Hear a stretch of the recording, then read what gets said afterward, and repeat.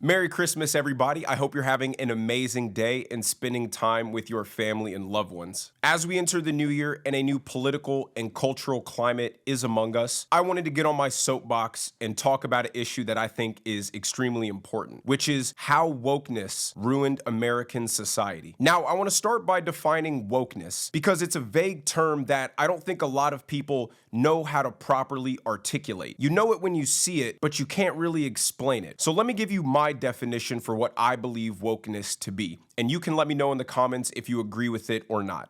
Wokeness is a narcissistic mindset designed to make one feel better about oneself by perpetually seeking and declaring systemic injustices based on the characteristics of someone's identity, usually but not limited to race, gender, and sexual orientation. Wokeness decrees systemic injustices occur on the basis of racism, misogyny, and bigotry in a society that by every objective metric is free, fair, equal, and tolerant. The reason I say wokeness is rooted in narcissism is because one attempts to make themselves feel more special, more virtuous, more enlightened, more perceptive to injustices that the rest of us just simply can't see, either because we aren't aware enough, we aren't educated enough, or we aren't special enough. And because they believe that they have the moral superiority and can see the things that the rest of us can't see, they believe they have an obligation to leverage culture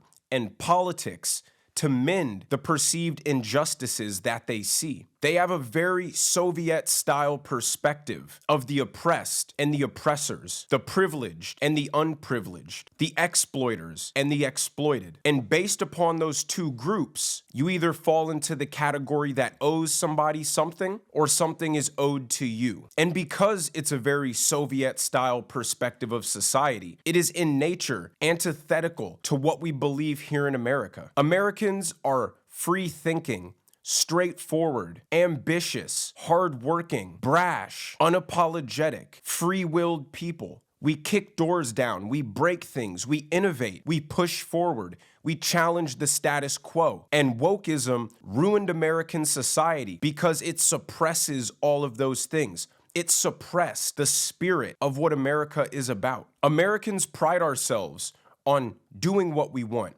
saying what we want, expressing ourselves how we want. And there is the societal agreement that your freedoms cannot infringe upon my freedoms, but outside of that, you can do whatever you want. Wokeism completely tore up that societal agreement. It started as political correctness, which was changing the way you behave and how you speak in order not to offend. That would be like saying Happy Holidays instead of Merry Christmas. Wokeism made offending somebody the ultimate crime because they considered offending an act of violence, which ultimately suppressed the spirit of what America is about even further to a place where nobody could recognize it anymore. Free speech canceled. If you say the wrong joke, you're canceled. If you misgender somebody, you're canceled. If you don't agree with open borders, you're racist. If any words or actions were perceived to be harmful to whatever group of people the left considered the oppressed, or the victimized, or the unprivileged, or the exploited, you would be met with cultural and political retribution. Wokeism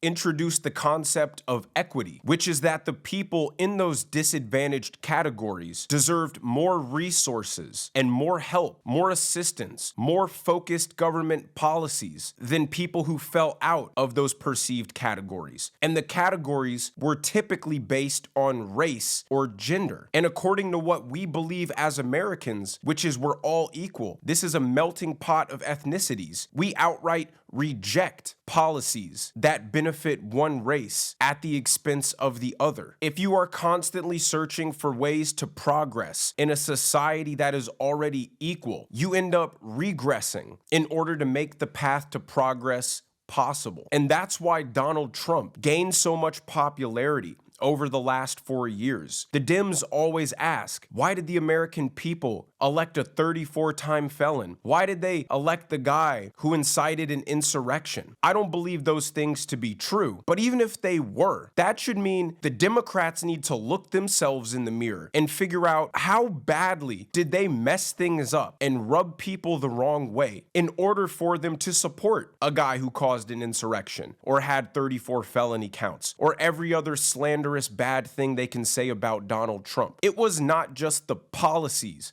of the Democrat Party that people were voting against. It was the cultural stance that they were taking, suppressing free speech, colluding with tech companies to censor and suppress topics they did not want discussed, enacting real consequences, whether it be monetary or criminally, for disagreeing with their agenda. If you misgender somebody, you're fired. If you don't want your kid to be trans, you lose your kid to the state. These are real policies that were implemented on the back of wokeism. People were tired of walking on eggshells constantly throughout their daily life, wondering if one wrong move was going to cost them their business, their job, their livelihood, their family, their children, all because of some offense. All because some action or some word might offend somebody. Donald Trump represented the American spirit, that brash, free thinking, say what's on your mind, unpolitically correct, forward thinking, national pride that we all love and want to have. We saw somebody who was in the limelight, who was not afraid to say, maybe it's not a good idea that we leave the southern border open because criminals and terrorists can come through here, and not be scared of the backlash they would receive from the liberal media saying that he was just xenophobic and that he was racist. While the 1920 pandemic has always been called the Spanish flu, when Donald Trump called it the China virus, then it was a problem. Then it was xenophobia. If someone says working out and having a healthy lifestyle should be the preferred lifestyle because you look better, you feel better, and you're healthier, you're not called fat phobic for it. Wokeness tried to shame everybody into silence and submission, Soviet style, and the American people outright rejected it. This election, let me tell you, was not all about the policies. It was certainly a lot to do with it. But what the American people really wanted was their freedom back, their culture back. That is part of what Make America Great Again means. I remember when I was younger and Burger King commercials would be a skinny model in a bikini eating a fat Whopper. You couldn't run that same ad now. You would be canceled for misogyny, for objectifying women. Comedians can't even make jokes anymore without people losing their minds over it and taking it as a personal racist attack on a group or a people. We are kind people and we are not intentionally mean or rude, but we damn sure prefer our freedom and our ability to say whatever it is we want than the alternative that we have to operate in the confines